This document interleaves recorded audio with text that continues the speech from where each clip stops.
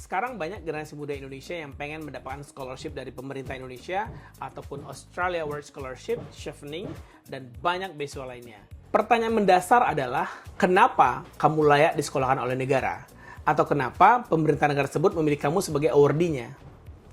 Sudah terbayang jawabannya?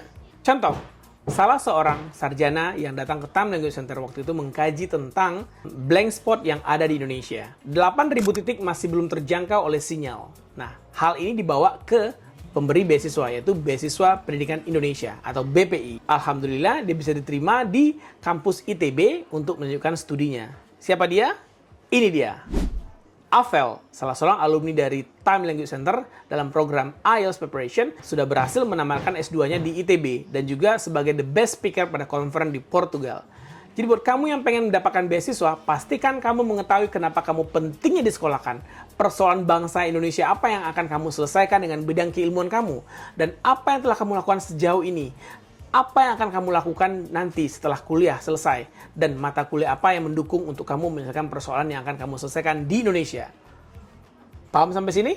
Bicara soal scholarship bukan perkara hal yang mudah. Kamu harus berkompetisi dengan 50.000 orang tahun 2024 yang melamar LPDP, sementara yang terima sekitar 8.000 orang. Bagaimana membuat kamu pantas dan cocok sebagai calon award di LPDP ataupun beasiswa lainnya? Contoh pada Ridwan Amsal. Ridwan Amsal merupakan sarjana akuntansi dari salah satu perguruan tinggi negeri di Indonesia. Kemudian dia bekerja sekarang sebagai aktivis lingkungan dengan membuat usaha maggot. Di Kota Padang, 630 ton sampah setiap paginya. Ridwan berpikir bahwa sampah organik masih bisa dimanfaatkan sebagai pakan maggot. Dan maggot ini digunakan sebagai alternatif pakan ikan, pakan ayam. Ridwan sudah berhasil mengurangi sampah organik yang ada di Kota Padang. Dan sekarang sedang menempuh pendidikan S2 di The University of Queensland. Sampai sini paham? Nah, masih bingung? Yuk, saya kasih contoh berikutnya.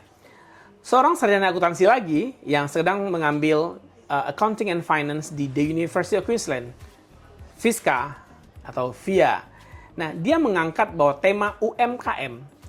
UMKM adalah backbone-nya Indonesia. 65 juta UMKM di Indonesia dan 600.000 UMKM di Sumatera Barat dan sekitar 50.000 UMKM di Kota Padang.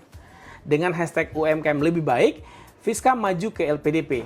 Menyajikan data tersebut, Fiska melihat ini sebuah persoalan yang harus diselesaikan di Kota Padang, Sumatera Barat, dan Indonesia. Dengan hashtag UMKM lebih baik, akhirnya Fiska mengambil Accounting and Finance di The University of Queensland, di mana Fiska sudah memulai untuk mengembangkan UMKM sebagai pembicara, sebagai motivator, dan sebagai orang yang mengajarkan bagaimana membuat UMKM ini lebih baik. Dengan tagline transformasi digital UMKM di Sumatera Barat, maka VIA berhasil melakukan beasiswa LPDP. Karena menurut LPDP, VIA juga menyelesaikan persoalan bangsa, yaitu UMKM. Mau contoh berikutnya? Berbeda-beda perjuangan beasiswa, berbeda juga dengan perjuangan WHV. Semuanya memerlukan yang namanya IELTS sebagai kunci Inggrisnya. Ada yang syaratnya 4,5, ada yang syaratnya 6,5, ada syaratnya 7,5 atau 7. Nah, contoh berikutnya saya ambil dari mahasiswa S3 kita yang mengambil pelatihan IELTS di Time Language Center. Novrieni yang sudah menerima beasiswa LPDP juga yang sedang melakukan persiapan bahasa di UI. Dia mengambil tentang isu climate change, ya, isu perubahan iklim terhadap pesisiran pantai Sumatera. Hal yang perlu kamu jelaskan di sini kepada pemberi beasiswa adalah kamu dengan keilmuan kamu tuh benar-benar memberikan manfaat pada Indonesia dengan skala kecilkah, sedangkah, besarkah. Tapi yang perlu digarisbawahi adalah sangat very doable, sangat bisa dilakukan.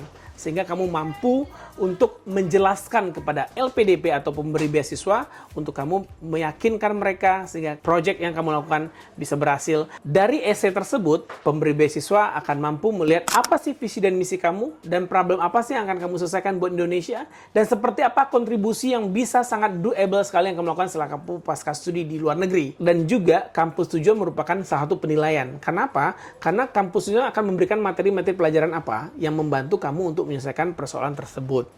Jadi, buat kamu yang pengen konsultasi beasiswa, datang saja ke Time Language Center. Mari kita unboxing ide apa, persoalan apa, dan kampus mana yang menjadi tujuanmu, dan beasiswa apa yang akan mengantarkan mimpimu menjadi kenyataan. Hal yang kamu harus perhatikan dalam melamar beasiswa adalah, jangan pernah mengatakan bahwa saya hebat, saya pintar, saya IP-nya sekian dan saya cum laude. Tapi bagaimana saya dengan keilmuan saya mampu mengurai problematika yang ada di negeri tercinta Indonesia. Ya, di antara banyak success story tentu ada juga yang gagalnya. Seperti salah seorang student time yang mengangkat tema Building Information Modeling. Ada juga yang mengangkat tema tentang packaging dari UMKM, mengangkat tema bahwa packaging merupakan cost yang besar juga, itu 10%, dan packaging tersebut juga menjadi limbah, jadi persoalan bagi lingkungan. Ada juga yang mengangkat tema Lev Vygotsky, beasiswa Turki bus lari. Sampai saat ini belum berhasil mendapatkan beasiswa tersebut, dan berbagai macam problema-problema yang dihadapi oleh para student time yang dalam mengapply beasiswa. Apa yang bisa kita pelajari dari kegagalan tersebut? Yang pertama, semangat untuk bangkit dan mencoba lagi. Coba terus, maju terus, pantang mundur. Yang kedua, internal motivasi dan ketertarikan terhadap tema yang diangkat lebih digali lagi. Sehingga kamu akan melihat perspektif yang lebih luas lagi, dan mudah-mudahan pemberi beasiswa bisa melihat dan kamu mampu menjelaskan kepada mereka bahwa signifikansi kamu untuk luar negeri sangat diperlukan buat Indonesia. Jadi, selalu ada hikmah dari setiap kegagalan.